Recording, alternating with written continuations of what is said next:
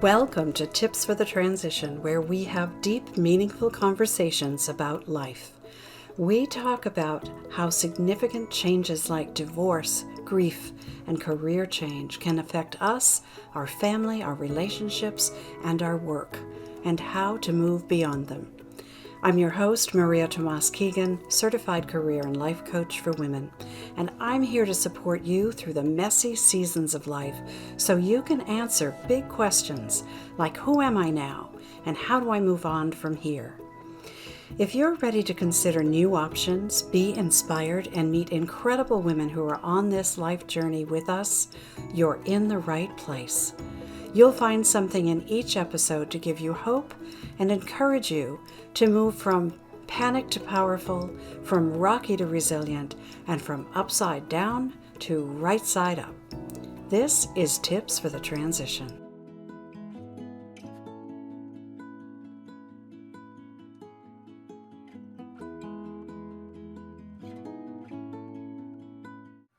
Hello, hello. Welcome. Thank you so much for joining us. I'm Maria Tomas Keegan, your host. And one of the things I love to do is help professional women who feel unfulfilled in their careers and they want to feel the opposite, to feel fulfilled. And they want to create more harmony in their lives when it feels like something is missing. I love to help them because when your career isn't a soulful fit, it can become a soul-sucking experience. And who wants that? And when you love what you do, everybody around you wins. Another thing I love to do is introduce you to some of my inspiring guests who are role models and have resources for you. So you can explore different options, approaches for creating a fulfilling career and life. So if something strikes a chord and you want some more information, check out the show notes below for ways to connect. Follow us or subscribe, and be sure to leave a comment or review. So I have a question for you. I often start with a question. Are you a busy career woman with a demanding job, family, maybe caregiving responsibilities, and daily distractions that pull you in all kinds of directions? Well, join the club, because this is a club with millions in it, and you're not alone. So today I want to introduce you to Murthu Parikh. And if you're a member of this club like I am, you're going to want to get her number and maybe put it on speed dial. Murthu is a former professional organizer turned productivity pro. She's the founder of Life is Organized. She's written a book by the same name, and she hosts the Productivity on Purpose podcast.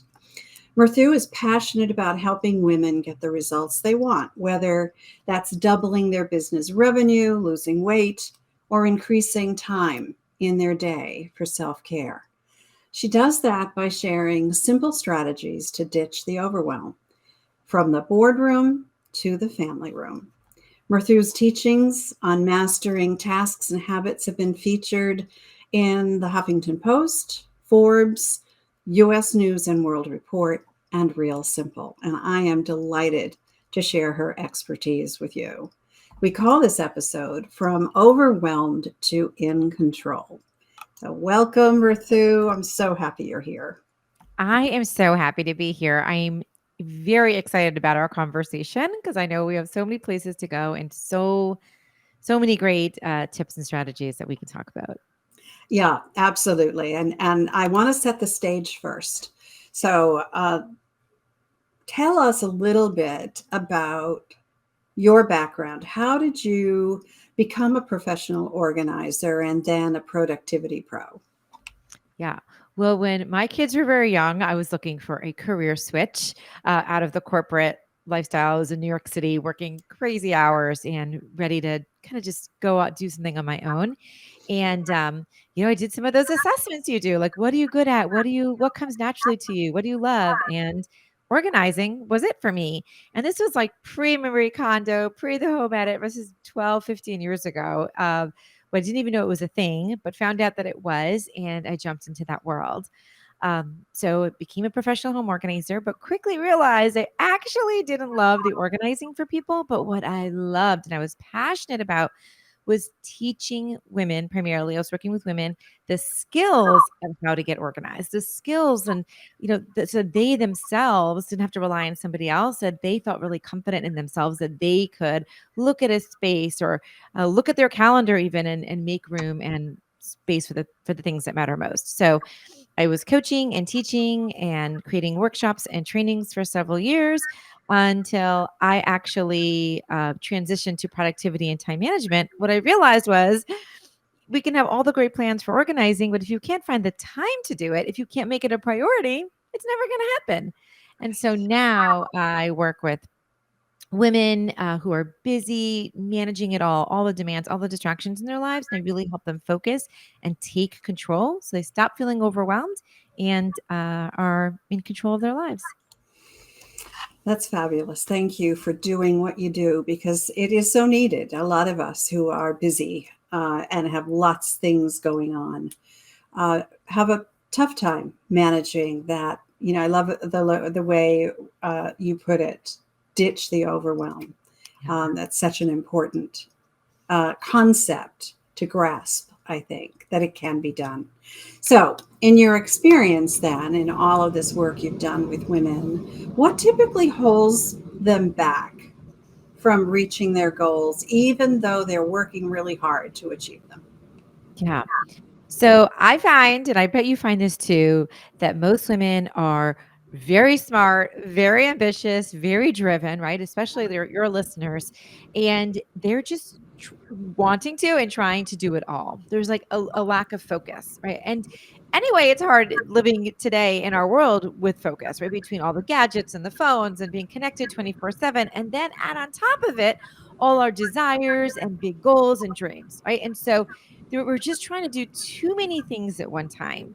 And it's hard not to do this when you are ambitious, but if you can focus on a few or sometimes even one thing in one area of your life at a time, you're going to make so much more progress, feel motivated, feel inspired because you're actually moving the needle, right? Instead of spreading yourself so thin across 40 different activities and things and tasks and to-dos and boards and caregiving and all of it, and then feel like I'm just not doing well on anything, right? I'm just like not I feel like a failure in in all the places. So I think one of the reasons, like, we work so hard because we're so ambitious, but it ends up kind of shooting us in the foot sometimes. We're just doing too many things. So the more we can focus, the more we can say, it's not that I'm not going to get to all those other ideas or projects I have. I'm going to do them. So I think that's what we've got to tell ourselves. We got to build that confidence. It's still going to happen. It's just not going to happen right now. Let me start something, work through it, finish it, feel just great about it, have success, and then move on to the next.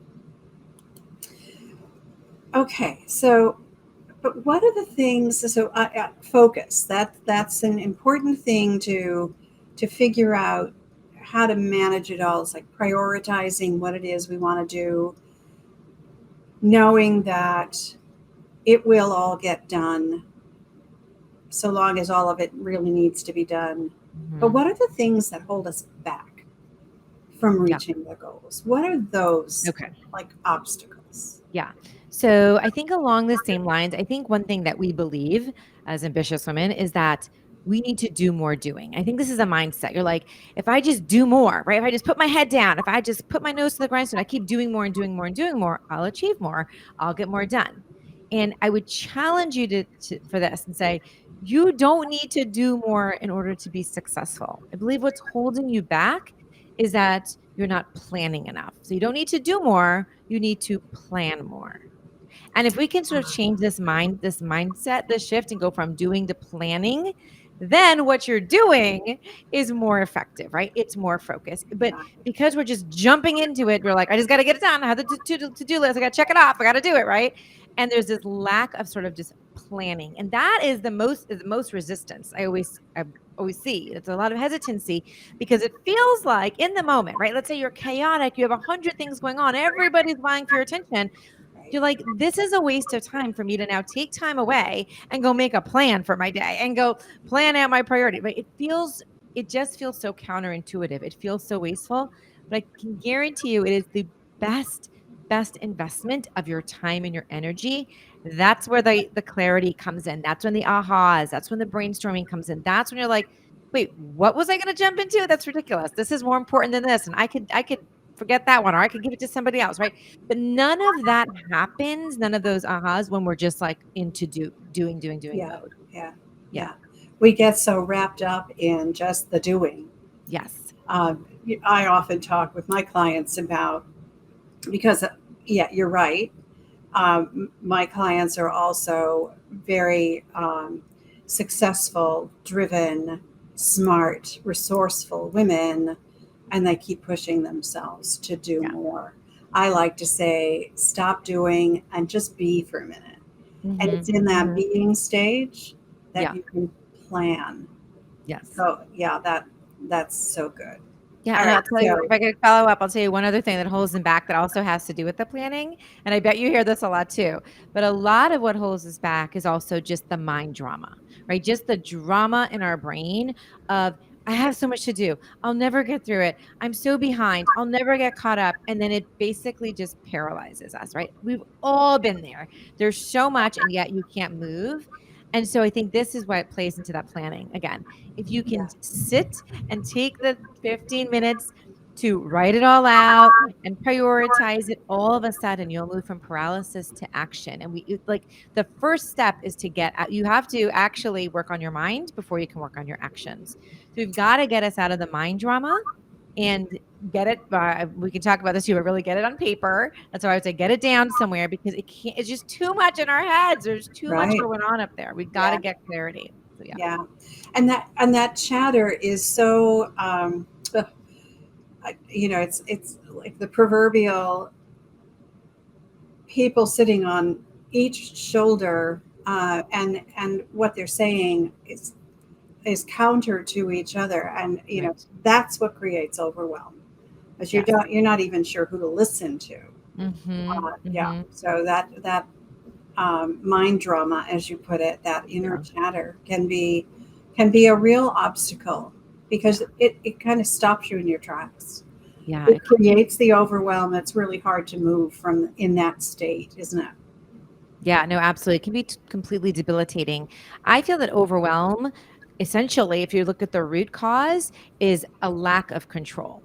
So you could feel a lack of control in anything, right? It could be a lack of control in what I'm eating, to a lack of control of my email, to a lack of control of all the demands on my plate. But if you feel that I am not in control, that's where that comes from. If you have that feeling, that's when the overwhelm is going to set in. Yeah, So part of kind of getting out of that mind drama, and part of not projecting all the things that can go wrong, is taking that time to step back, take a deep breath, reassess, prioritize it, and think it through a bit. right, right. Oh, such good advice. All right, so I'll bet you know a lot of people like this. And I know many women who resist this idea of organizing, right? Mm-hmm. And they say things like, I don't work well with structure. Right. I'm a creative. My Mhm. mind doesn't work like that. Yes. What do you say to those women? Okay, so the first thing I'll say, which might sound a little harsh, but it's not, but I'll just say, how's it working out for you? Said, Right? said with love, right? Yeah, like how's it working out? Because you're obviously talking to me or someone like you, or an expert, because it's not working. So first thing you want to say is call a little bit of just like honesty and introspection there. Like, I know we want to believe that, and there's certainly aspects of us that some people, we are more creative, we're spontaneous, and we don't need to lose that. So I think there's this idea that I have to be one or the other. I can either be totally structured or I can be completely spontaneous, but there's no middle ground. And I think that's where, again, that's what's holding us back, right? If you're that person, because clearly it's not working for you, being completely not having any structure routine. Now you're feeling scattered, you're feeling overwhelmed, you're feeling like too much anxiety. So let's just find a middle ground. Where can we create some structure so that you have more time and space in your schedule and in your calendar for the free time to be spontaneous, right? In a way, you're almost like uh, kind of planning out that spontaneity. But during that time, you get to do anything you want. So, for example, if you do have 10 things on your to-do list for the day, if you knock them out by 1 or 2 o'clock, well, guess what? You got like 8 hours for the rest of the day to do anything you want. But if they're hanging over you, if there's no structure, if there's no plan, if they're just, we all know it's like 10 o'clock at night and they're still hanging over us. So now it's adding to stress. It's like, it's really like a heavy weight, this brick on us because the things aren't getting done. So Right. I would just say, look at it differently. First of all, it's not an all or nothing. And the more structure, as counterintuitive as that may seem, is actually giving you more freedom. I love that you said that. I consider myself a creative person. And one of the things and I'm also pretty organized and have been all my life. And I think you're so right. It doesn't have to be one thing or the other. You can still be creative and have an organized life and allow for that creativity. I honestly find that when I organize my space, for instance, when I kind of clear clutter, I feel freer. I can think more creatively when I've cleared the space. So I've gotten organized so I can be creative. So I so agree with you that it does not have to be one thing or another. One of the things that I teach some of my clients, if they need this, is how to time block. Right? I'm sure you teach this as well, right? Because it's a way to organize your day so that you have time for that creative time, that leisure time that allows you to then go do whatever you want to do, like you said. Yeah. And I think so in order for us to feel really successful or rewarded, right? That's what we essentially all want to feel. We want to feel good about ourselves. One of the keys to that is to complete what you set out to do. It's like very simple goal setting, right? Like I said I was going to mail that out. I didn't do it. Now I feel like a slacker, right? Or I said I was going to mail it out. I got it done. Oh, good. To pat myself on the back, right? At a very simplistic level, it's like if I want to get something done, I get it done, I feel good, right? And why wouldn't we all want to feel good? And so I think there's that. If you think about it from now of an extension of your day and your week, if there's certain things you want to get done, like you just like to get it done, and there's no structure, and then you haven't hit it at the end of the day, at the end of the week, and it hasn't happened, now you're like, it starts over time. It starts impacting your confidence, your self-esteem, the type of the integrity you have in yourself. Like, who are I, right? You start representing, like, your self-representation is someone who doesn't follow through. I don't stick with my goals. I can't finish the simple things, and so I think there's a longer term effect that we're not always thinking about, or sort of just caught in the moment. And it really can have an impact on your confidence, how you're showing up as a role model, like to your children, to your spouse, to your friends, to your colleagues. But when you are someone who, on the other hand, I have some simple things, I get them done, and I still have all this, spontaneity in my life. Well, you just feel so much more intentional and happy and purposeful, I think, in your life. Right. And I think when you don't keep your own promises to yourself, right, the integrity issue comes up, Right. And it does hit your confidence. It also plays into that, what you call mind drama, right? The chatter. So that it feeds the chatter about how, you're not good enough. You're not smart enough. You're not dedicated enough. You don't do enough. Any of those things. And they start to play in your head. So if you can decide what it is you want to do and keep your promise, reach your goal, make it happen, and after that you get to play, right? That's the deal you make with yourself. Then keep that deal, and you're so right. You really will feel so much better about yourself. Yeah. Or vice versa. Sometimes you just give yourself permission to have the day off, right? You're like, I'm going to sit on my couch. That's planning, right?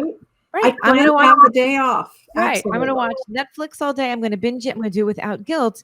And now you don't have to pick up the phone or the laptop and check into work because you've given yourself permission for that. Right. And that's Right. also planned. And so either way, you feel good because you're like, that's what I wanted to do. And that's what I did. So yeah, the planning is Yeah. really, really essential. Yep. And I love that. Do it without guilt, right? Yeah. Give Yeah. yourself permission and don't look back.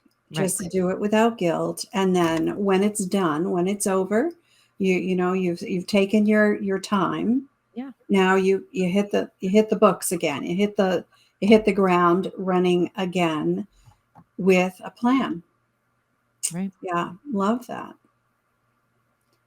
All right. So I know I have shifting priorities day in and day out. Yes. How do we choose to focus um, on the right things, on the best things for us to address the overwhelm and feel more in control? Yeah. So I'm so happy you asked this because I feel like women, we have a really great gift that as the busier our lives are, the more we neglect. And the gift is your intuition. And the gift is our gut. And like it really truly guides us. Like if we tapped into it more, I think we'd all lead more rewarding and fulfilling lives. Okay. So I'd say there's just one question I'll tell my clients to ask themselves every day when you have 1,000 things going on, when you have pages and pages of to-dos and you have overwhelming emails and all the things are happening. Just ask yourself this simple question at the start of each day. What would make me feel most successful when my head hits the pillow tonight? Okay, what would make me feel most successful when my head hits the pillow tonight? So there's some key, we'll break that down a little bit. So when I'm saying tap into your intuition is when you're tapping into the feeling, because there are a million things, like I said, on that list that we could be doing, but there are certain things, I'm going to feel the most reward. I'm going to feel the most successful. So for example, it might be something for yourself. You're like, if I skip that workout or that walk or that yoga, it's gonna be annoying and I'm gonna kick myself. But if I do it, I'm gonna feel like $1,000,000. Like it's just something really important to me. Or when I see my list of 100 things that could be doing as I'm thinking about that new career or I'm applying for a new job or I could get out 3 of those I could make 3 connections today or send out 3 resumes. That would make me feel amazing, even though I won't get to the 99 other things, right? If you start tapping into what would make me feel the best, that's what you want to grab. And I say start with 5, and I would break that down to 3 professional and 2 personal. So 3 kind of career related and 2 personal, because our lives, the way we feel successful and rewarding is that it's an integration of both of them or both sides, right? So but here's the tricky thing. So what sometimes people will say, well, what would make me feel really great right now is if I just skipped this and did the easy thing, right? I got on, I watched that show or I checked out my social media or even organized a drawer because I love organizing or cleaned the kitchen or something, right? Like I would feel really good. But is that what makes you feel most successful in the moment? Because it's like an easy thing to do. Or at the end of the day, when your head hits the pillow, like, would you say if I had the greatest day today, that would make it to the thing at the end of the day and not in the moment? So I think that's where we got to be really, really deliberate because in the moment, feeling good is very different than at the end of the day. And you're like, ugh, if you have a feeling like I wasted my day, then it's not the right. If you're like, I still have 99 things on my list, but I had a great day, you've hit the right 5. I love that. That you are so right. How we feel in the moment versus how we feel in review Right. That's are exactly very what you're right. different. They are very different. Yeah. So I love that question. What will make me feel successful when my head hits the pillow? Yeah. Every night or Mhm. tonight. Or tonight. Yeah, because In you're the right. moment, tonight, Yeah. Yeah. right? Right. So you say 5 things, I say 3 things. Mhm. Um, and I and that's because I like to work on, I love the number 3. Yeah. But if you can do 3 things, you can probably do 5. If you get those 3 things done and done well, right? Done the way you feel good about, and there's room for whatever else, another do thing or another play thing. Yeah. That will, and finding that harmony in that, I think is a really, I love that question. Yeah. I love that question. That's a great question. And it's funny, I used to always say 3 as well. And I kind of moved it to the 5 as I was thinking through more personal and professional, but I think 3 is a fantastic place to start. I'm a big 3s also. But I also want to keep in mind that it can be 5 very small but very rewarding things, right? So sometimes we're working with clients, one of their personal ones is, I want to do my face routine tonight. Like I want to put on my, like that's one of their personal. It's not an hour long thing. You're like, I just really would like to take care of my skin tonight. I mean, that's it, right? Yeah. Or I want to turn off the light by 10:30. Like that's I want to turn off the light, and that's one of my personal. So when you're thinking through 5, there's certainly not 5 1-hour tasks, or just keep that in Right. mind. They can be very small things, but again, if you tap into, I would feel so good. How many times do you make that commitment to yourself that I just got to go to bed earlier, I've got to go to bed earlier, and you don't do it, and then that one night you do it and you're like, oh, I felt so good the next morning, right? I wish I was do that. So that was one of your 2 personal. That's great. It takes 1 minute, right? And so just keep that in mind. Yeah, you're so right too. That none of these things have to be, mega jobs, Right. right? Uh, I talk about how a lot of people talk about work-life balance. I talk about it in terms of harmony because I don't believe in the scale thing. And that's it's a conjures an image for me that doesn't work. So I usually talk about it as being harmonious, like you're the conductor of your orchestra. And every day you get to conduct a new symphony. So, what do you want to do today? This is why I love that question that you asked. What do you want to do today? What are the priorities you want to keep today? What are the most important things that, back to your question, that when you hit the pillow tonight, you will feel the very best. Yeah. I love that. Create harmony in your life. Yeah, and I love the harmony. I love Yeah. that analogy. And also you started by saying, our priorities shift daily. And that's why I think this is a daily question, because every day they change, every day, Yeah. Okay, so now I don't know about you, but all the planning, no matter how organized I try to be, there are days when it just goes haywire on me, and I can't seem to stop it.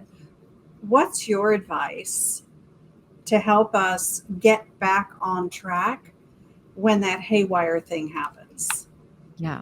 Yeah. And this is a little bit similar to, I think, when we started our conversation, but I think, and it's in that chaos, it's in that, everything is falling on top of me, is when it feels very counterintuitive, but to pull yourself away momentarily. I mean, for maybe 5 minutes, 10 minutes, maybe up to 15, but it doesn't have to be hours, but it feels like I should just be doing, but until you can pull yourself, sort of like extract yourself from that, literally actively from that situation or from that drama or from what's going on, and just take a deep breath and just look at everything that's going on and give your mind a rest. Maybe do a little bit of writing. Like I would like to do a brain dump. Here's all the things I have to get done. It's amazing if I take that time, how something it jumps off the page. I'm like, oh wait, these are my top 5, right? Or these are my top 3, or this is the one more thing. I only have energy for one more thing today. This is it. Instead of diving into everything and keep going, going, going, going, going. That's burnout, but it's just ineffective. It's like you're just this like working off this residual energy that it's just ineffective. So again, it's sort of just pull yourself out. So I sometimes say it's actually, I think sometimes pulling yourself out of the state, like maybe you have to go take a walk for 5 minutes. Maybe you need to like turn off the laptop and the phone and like just take a breather. Maybe put on your favorite song. Maybe go outside and garden for 5 minutes. Like just do something. I do actually think taking yourself physically out of that state will help you sort of recalibrate and reassess and allows you to take that breath. But when you're surrounded by all that distortion and the distraction, it's really hard to do that. Yeah, that's so right. I'm thinking too about thinking back to my corporate days and how often the haywire thing happened not of my doing. right? It's not stuff that landed on my plate because I put it there, but because somebody else did, whether it was on the, the personal side of my life or the business side of my life. So when it's somebody else, this is where we often want to be in control and we Right. are not. So talk about that for a minute. When our day goes haywire because the priorities shift and it's not of our doing. Yeah. Yeah. So, and I don't know, sometimes we are as adults very resistant to this, but I'd say if you can write, there is something very cathartic, very eye-opening when you can just make a simple list. So sometimes I'll say just have a 2 columns. This is a 2-minute exercise. Put on a 2-minute timer. Again, not a lot of time. And just make 2 columns and just write these 2 headings. One column on the left is in my control, and one on the right is out of my control. And if you can just list in that moment, here's everything that's out of my control, but here's a couple things that are, which typically is how am I responding? What am I saying? What is my body language like? What is a specific next action I can take? And all these other things are out of my control. Then it just lets you take a deliberate action from a place of inspiration, of a place of like, I'm in control, right? Ultimately, as I said earlier, we feel out of control. Sorry, we feel overwhelmed when we're out of control.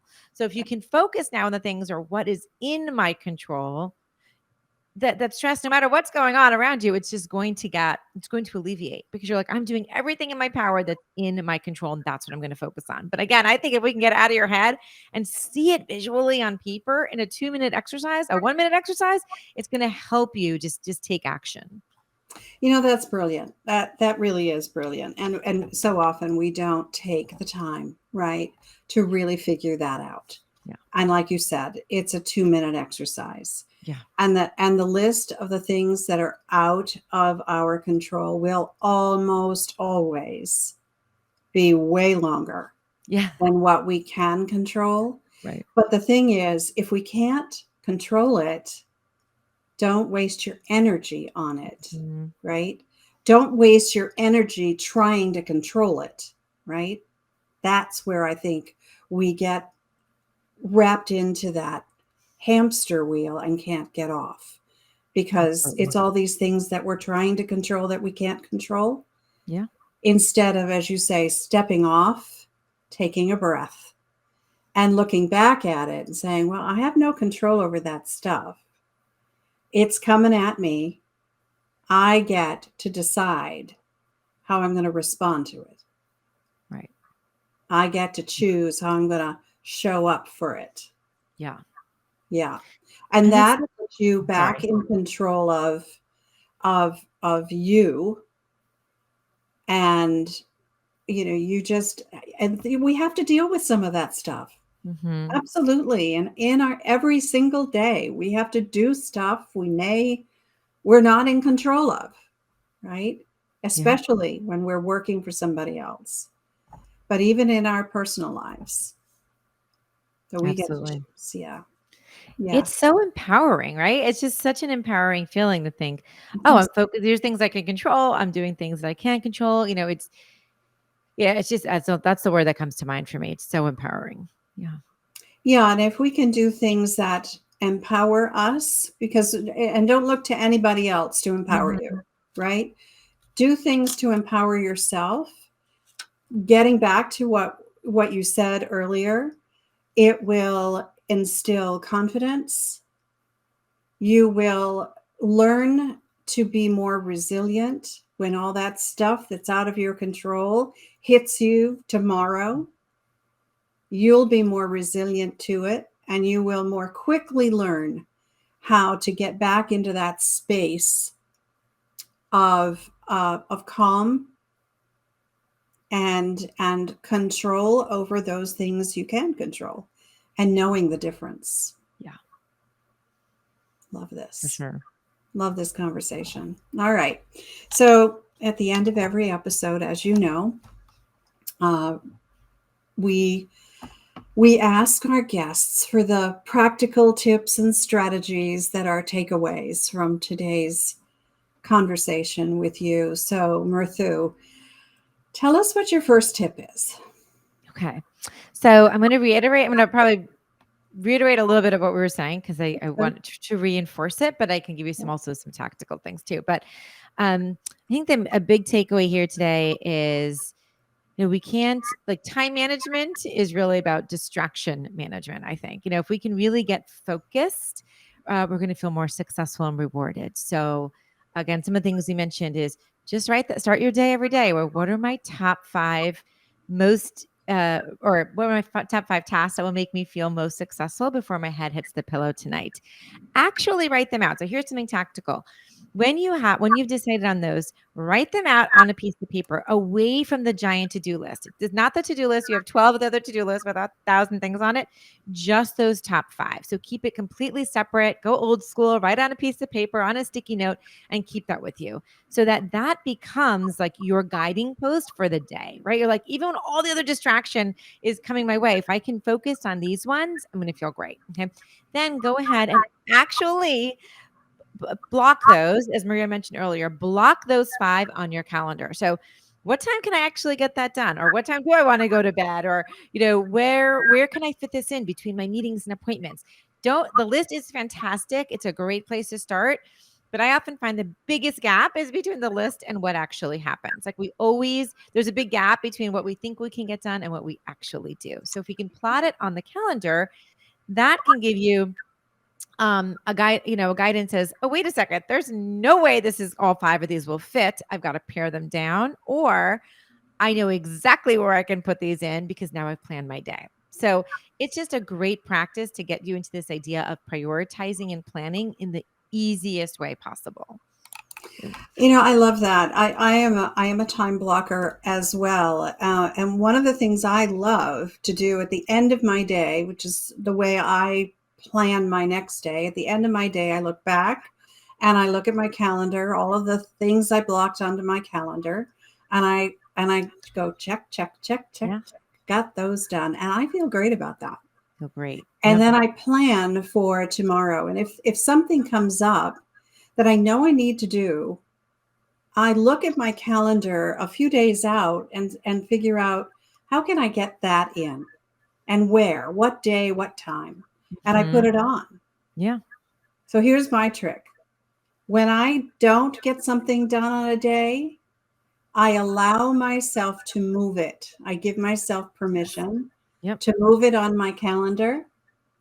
And that's one of those things. Usually it's one of those things that's not terribly urgent, but I make a promise to myself. I will only move it 3 times. I put it on, that's one. I move it twice. That's all I can do. By the 3rd time, if I have it on my calendar for the 3rd day, it must get done that day. That's just a promise I make to myself. I love it. I love that. It's just a way to keep myself in integrity, right? Yes. All right. Number 2.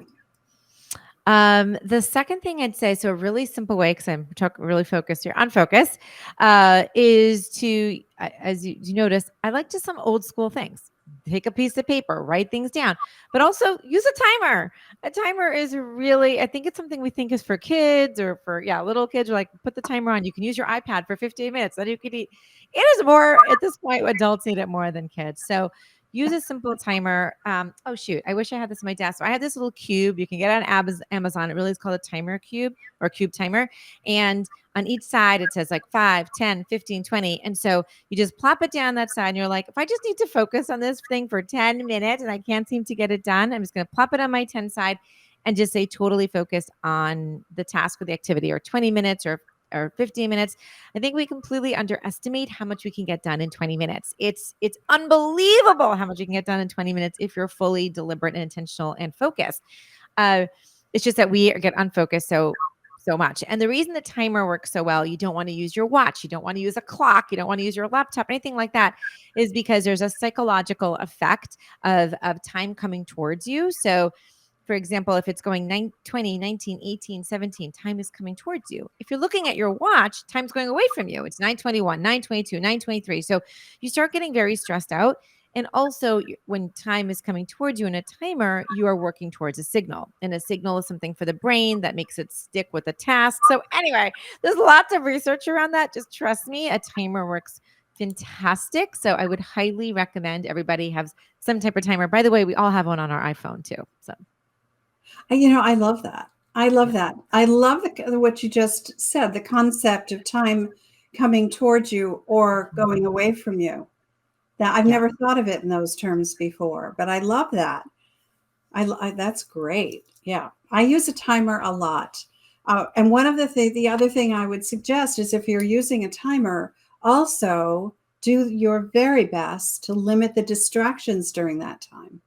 So turn your phone off, Yep. close your email so you're not distracted by, the new ones coming in. Do whatever you can, close your door to limit the distractions during that time so that you can be as productive as you can be. Yeah. Got a third one for us? I do. And the last one I'd say is if you think of ourselves over the course of the day, right, our energy dissipates over the day, right? We just hopefully have the most energy in the morning. You have a good night's sleep. You've had breakfast. You have your caffeine. You have a coffee. So, and over closer to the day, you have less and less willpower as it's the afternoon, the evening, right? We make kind of like sometimes poorer choices as the day goes on. So, given that, I highly recommend that if you do use your top 5 as your guiding post for the day, do the toughest one because it shouldn't be always the 5 easiest, right? It's usually stuff you are procrastinating or not necessarily like motivated to do, but it makes you feel really good. Do that toughest one first. I don't think it has to be at 5 a.m. I don't think there has to be a time or when it is, except that it's one of the first things you do in the morning because why not make everything easier on yourself? Knock that one out, right? And then everything after that's gravy. Like it gets easier and easier and easier. I think we want to like leave that one to the end because you're like, I don't feel like dealing with it, but it's only going to get tougher in the evening and towards closer to the end of the day or even the afternoon. So you're more likely to procrastinate and not do it and then feel bad about yourself. So I'd say knock out the hardest one first. That's such good advice. And for all those reasons, that is Yes. such good advice. All right, Mrithu, thank you. I really love your tips. I think all of the things you sprinkled tips throughout this whole conversation today, and I love them. I know so many women who are feeling overwhelmed these days, and many of these tips may not be new. They may just be reminders, and we all need reminders every once in a while. So I really appreciate you coming to us today and sharing your productivity pro tips. I really appreciate that. Thank you. I really appreciate you having me. And I would like to challenge anyone who's listening, just pick one. Like pick one thing you heard today, one tip, one strategy, and just focus on that. Because right, we're all about focus.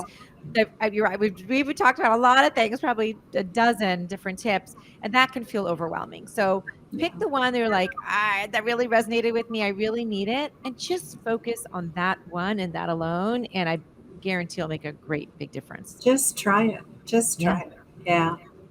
I know that there are going to be lots of people who are going to want to connect with you. And like I said early on in today's podcast, get Mrithu's number and put it on speed dial. So what is the very best way for them to connect with you?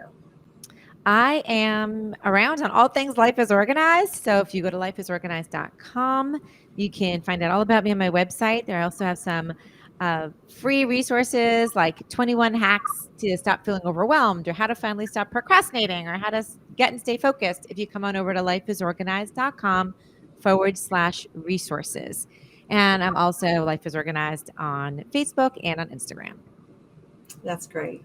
Mrithu, thank you again for being with us. We really appreciate all of these ideas and tips for getting organized, ditching the overwhelm and getting back into control. Thank you. And thank you for everyone who has watched or listened. I appreciate that you're a part of this community. And if you enjoyed this episode, please leave us a comment and a review. And if there's a star where you're listening or watching, pick a star. As I said at the top of the show, I love creating and sharing resources for professional women who feel stuck in their careers. So if there's something in this episode that resonates with you and you'd like to get a fresh perspective, reach out. Let's talk about it. Let's continue this conversation. All the links for reaching Mrithu and I are below. And I invite you to continue the conversation in my private Facebook group called the Career Transition Roadmap. And the link for that is below as well. So let's meet again here next Wednesday, as usual, because I believe it's our time to thrive. And I hope you'll join me and let's thrive together. Till next time, I'm Maria Tomas Keegan, helping you turn transition into triumph.